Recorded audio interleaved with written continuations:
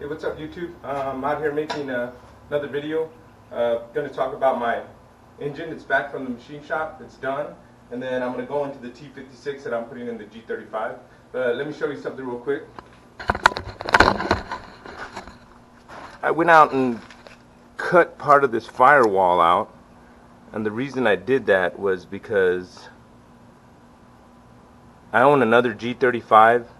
And the guy I bought it from, he had an LS motor in it already, and according to him, when you cut this off, it gives you a lot more room.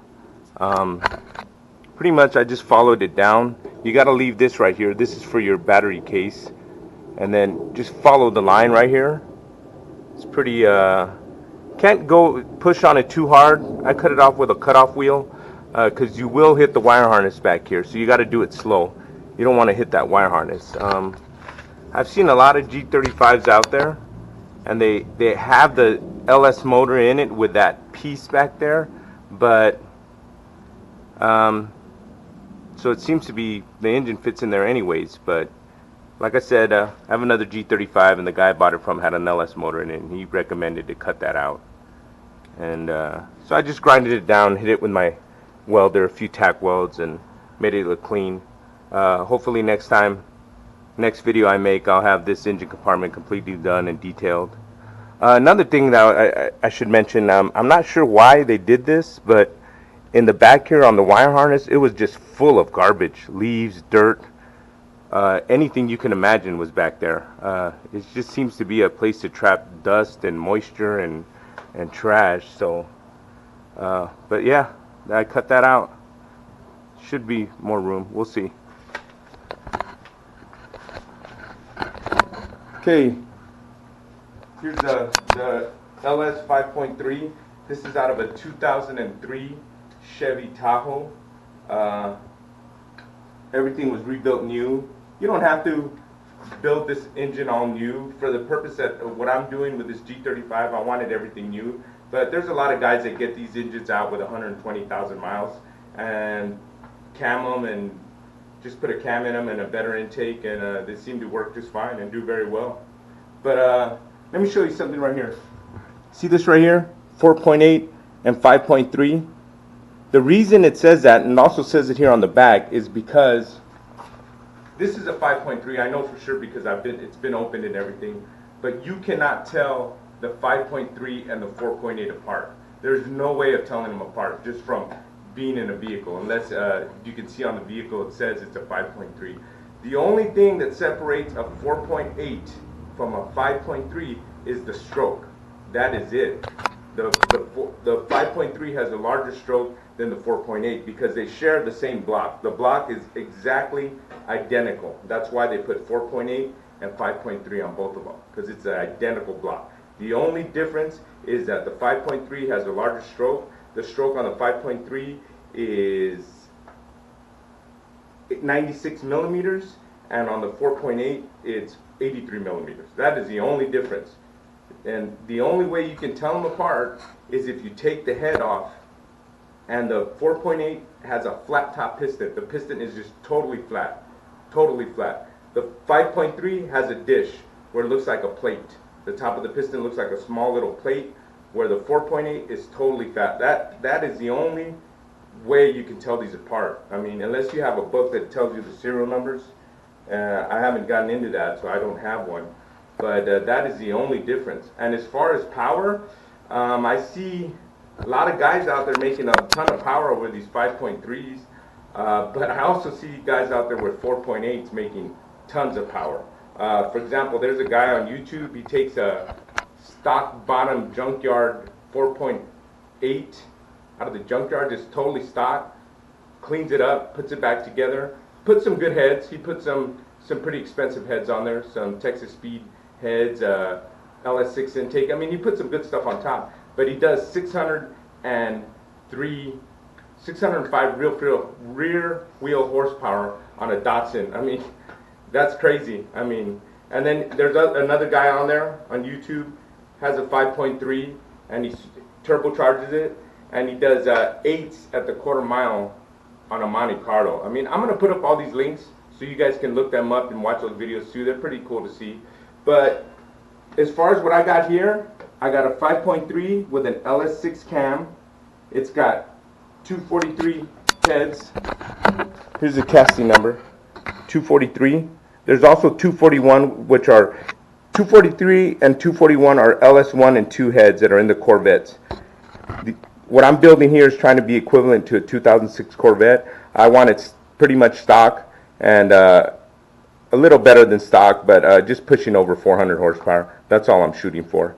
But like I said, it's got 243 heads, LS6 cam, LS9 head gaskets, because these head gaskets are a lot better for a boost if I decide to turbo it later, you know.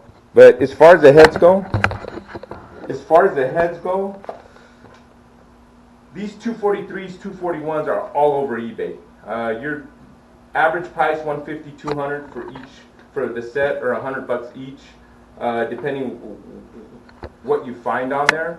But as far as these heads, the reason I got these, like I said, they're Corvette heads. They flow a lot better than the stock heads. The stock heads that were on it are these right here. I think the number on them is 862. These are just stock heads, totally stock. But those were the ones that were on there. Like I said, 243, 241 are the Corvette heads. And if you find a 5.3 in the newer trucks, I believe it's 2010 and up, they have the same heads exactly like these Corvette heads, but the casting number on that one is going to be 799. So if you get lucky and you find a 5.3 out of a truck with heads that are 799, that's the same as these 243 heads. They flow the same. They're just as good, but you know, like I said, they're hard to find. But if you're looking to buy them, like I said, 243, 241, and 799 on the truck heads are the same as the Corvette heads. Okay. Let's see what else I can tell you about this engine. Let's get into the heads. Okay. The heads here, you find them on eBay. They flow a lot better. You can, if you find the machine shop, they'll build them for you, and they flow a lot better stock like this than any other stock head. Now, you can pour them and polish them. You're going to have to find somebody to do that, or unless you can do it yourself. I haven't gotten into that. But there is some places that you can get them polished and ported. For example, you can take the stock heads here, take these stock heads here, send them to places like Texas Speed, back in Texas, or if you can find somebody, and they will make them even better than this. They will polish them, port them, put bigger valves, do everything you can imagine. It's a little expensive. It's probably $750 for each head. So you're looking at $1,500, which is quite a bit of money. But to me, it's definitely worth it. Another thing that I found is quick flow. The quick flow heads. They got a. Is it quick flow? I believe it's quick flow. They got a head package. No, it's Dart. I'm sorry, Dart heads. For example, Summit has a kit, and I'm sure Jegs has it too. According to that kit, you can put that kit on pretty much a stock 5.3 and produce 550 horsepower. The kit is $2,200. It comes with heads, a cam, lifters, push rods, the whole top end for this. That seems like a good deal. Like I said, I got another G35 that I'm going to build next. I might go that route. And if I do, and when it gets to that, I'll probably make a video about that too. But that seems like a pretty good deal on that. As far as Jegs, I was looking, I mean, maybe I need to look more, but all the heads that Jegs sells on there are real good deals. They're real good prices. The problem is they're LS3 heads. LS3 heads will not fit on a 5.3 or a 4.8 because they're set up for 6.0 and up, which has a 4-inch piston. Every one of those heads, and it's a good deal. I think it's $1,360 for a set of polished, ported, complete heads on Jegs. But like I said, they're for 4-inch piston and up, and 5.3, 4.8, and LS1 and LS2, the pistons are under 4 inches. Pistons on this one are 3, 7, and 8 inches. It's the same for the 4.8. Like I said, the only difference between the 4.8 and the 5.3, the only is the stroke. That is it. That the 5.3 has a larger stroke, and that's it. So anything anything 4 inches and over, when you read on that, the heads, if it's for a 4-inch piston, it will not work on a 5.3, 4.8, or LS1, which is a 5.7. Let's see what else I can get into about this engine. As far as the intake, not sure what I'm going to do with the intake, what I'm going with. I know I don't want to, at the least, I'm going to go with maybe an LS2, LS1 intake, the stock Corvette intake, but I'm thinking of going aftermarket. The same with the wire harness. Not sure if I'm going to go, I'm pretty sure I'm not going stock. I'm going to go with an aftermarket. I haven't figured out which ones, but when I do, like I said, I will make a video so everybody can see what I'm doing here. What else can I get into here? That's about it. Let's go over here. Here I got is, what I was going in here is the T56. This is the transmission that is in every Dodge Viper, Corvette, awesome new Camaro, every Challenger. This is the 6-speed that everybody wants. This is out of a 99 Camaro. I was lucky when I went to buy it. The guys, they had it in the car, so I got to see it running and working, so I knew it worked and it runs perfect. The only thing, the T56 from 1993 to 2017, as far internally, is the same. The difference between 1993 and 2002 is that it's on the LT1 Camaro. And the LT1 is pretty much a Chevy 350 all souped up with all the fuel injection and better everything else, you know, the last year of that 350. But this is the thing. People are going to sell you these and tell you they will fit on an LS motor. They will not work on an LS motor stock. And I'll explain how you can make them work. This right here is all stock. I got lucky. Mine had the number on it right here. If you got that number, then you know that this will work on with an LS1. But the reason I took everything, I got every single thing part of this, the original bell housing, the transmission bracket, all the power brake, the power clutch lines, everything. I took everything because this transmission right here, in stock form like this from 93 to 2002, will bolt right on to any Chevy 350. From 67 all the way to 85 or wherever they stop making them. So this transmission complete right here in this form will work with any classic car. It'll bolt right on to Chevelles. If you got a Chevy engine in there, Chevelles. You can put it in Camaros, 67 through 81, no problem. You can put it in Novas. This right here, all this right here in this form will work perfect for that. So if you guys are looking to build an old Camaro, an old Chevy, you can keep all. If you can find it like this, you can use it with a 350, 454, 396. It'll bolt right on. That's why I took it in case next time I build another Camaro, work on a Camaro. Okay. The only way this T56 from 93 to 2002 will bolt on to an LS1 motor is you got to buy the front transmission plate right here. This is it right here, and you get it from a company called Rockland Standard Gear. Rockland Standard Gear. Like I said, I will be putting I will be putting on at the end of this video. You'll get all the you know where you can click to Rockland Standard Gear and you can look at them. Here is the other way if you do not have the sticker to know if this will work. Here's the shaft for the LS series of motors. This shaft is too short. You need this longer shaft. This whole kit comes together from Rockland Standard Gear. If you do not have the tag, you have to take the plate off and count the teeth. It has to be 31 spline right here. This has 31 teeth. If you count each one, 31 teeth. And when you take that off, and if this smaller shaft has 31 teeth, then you got the right T56. So if you're going to buy one of these, make sure that has 31 gears in there, because if it doesn't, then it's just another mess. But Rockland Standard Gear sells this whole kit right here for just over 500 bucks.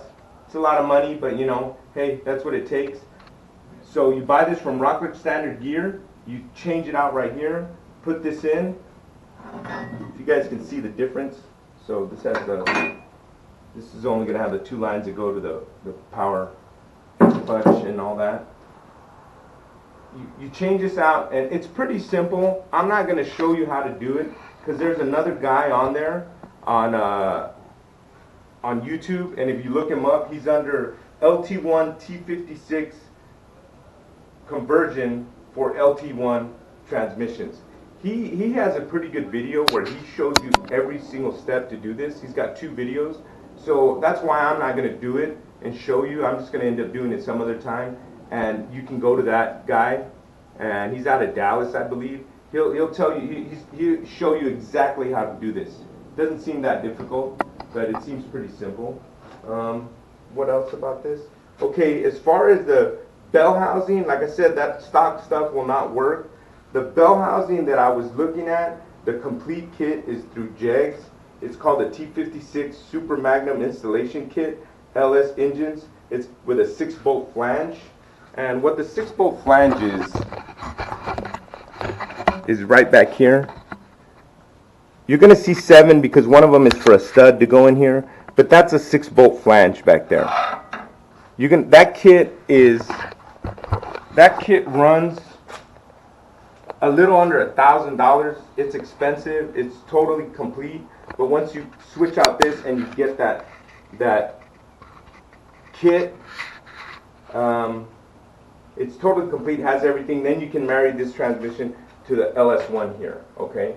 It seems like a lot of money, but if you want one of these brand new, just like this, without the shifter, is $3,000. Complete. You can go through American Powertrain and get a complete transmission with every single thing you need just to bolt it on into your old Camaro or probably into this G35 complete. You're looking at about $5 grand. I paid $1,850 for this one. Probably gonna have another 15, and so I'm gonna be in at about $3,000 no matter what. But it'll be with everything. So I would save myself about $2,000. But all this stuff I could sell probably and get some of that money back, but I'm gonna keep it in case in the future I build another Camaro, or if I ever get back onto my Firebird that I've had since I was in high school, maybe I'll use it for that. But once you marry these two together with all these new parts, I'm putting it in the Infiniti G35. All this stuff will fit right into any Camaro, old Camaro, Chevelle, GTO, all that stuff. They sell the motor mounts for it, and they're a lot cheaper. As far as the motor mounts and everything that I'm going to go put in this to make this work, I haven't ordered it yet. I'm pretty positive I'm going to go with Siki, but Siki has a real nice kit that I like. Seems really well done, very professional. CX Racing has a kit. The CX Racing kit, it's solid motor mounts. It doesn't seem like a bad kit, but it's a lot cheaper. I think the whole kit is $1,700 complete, and that's everything you can think of: headers, full exhaust to marry to the stock exhaust on the G35. Who else? But as far as the Siki kit, I'm going to go with that kit just because I like the way it's designed. And as far as this transmission here, it comes with headers, the pipes to match up to the stock exhaust there. It comes with a shifter. That's pretty neat. It comes with a shifter already that you both take this out and bolt on, and it's about this much longer. So the shifter with this transmission will be in the stock location hole of that G35 right there, which is a 6-speed. So that's what I'm probably going to go with, Siki. As far as the bell housing, I told you what kit I was going to get. Rockland Standard Gear has a kit too. I haven't talked to them to ask them what their price is, but I'll be calling them too, Rockland Standard Gear, and seeing what price they can give me. But as far as right now, I'll probably go with JEGS, that T56 Magnum. This right here, I'll be probably cleaning it up some more, cleaning it real good, painting it, putting all the serpentine stuff back on it, you know what I mean? But like I said, 243, 241, and the truck heads are the same as the Corvette head, $799. Trying, like I said, gonna try and get 450 horsepower out of this thing. Trying to think of anything if I'm leaving out that I can get into about this. Right now, it's got a stock oil pan. That Siki kit comes with an oil pan that's just like the stock oil pan that was on the G35, so it falls right in.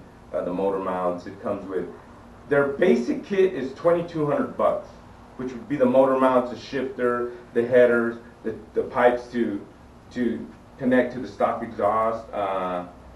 What else is in that kit? You can look it up, but they have one for $3,000. I haven't called them to ask them what it is, but they got that one for $3,000. I believe is complete, where it has every adapter for the fuel lines, every adapter for the power steering lines, and every adapter to completely put this engine in. But like I said, I'm gonna go into all this, and as soon as I get my Sickie kit and my intake kit, or even if I just get the Sickie kit and the bell housing kit, I will be making another video to show you guys what it looks like and how it's going to go together. Meanwhile, I'll be working on this, painting this up, getting it ready, putting the serpentine stuff, and then I want that engine compartment completely done by the time I make the next video. But that's it, and thanks for watching. Please subscribe and keep following, because like I said, I'm going to finish this car. I have no choice. This is what I'm doing, and it's going to get done.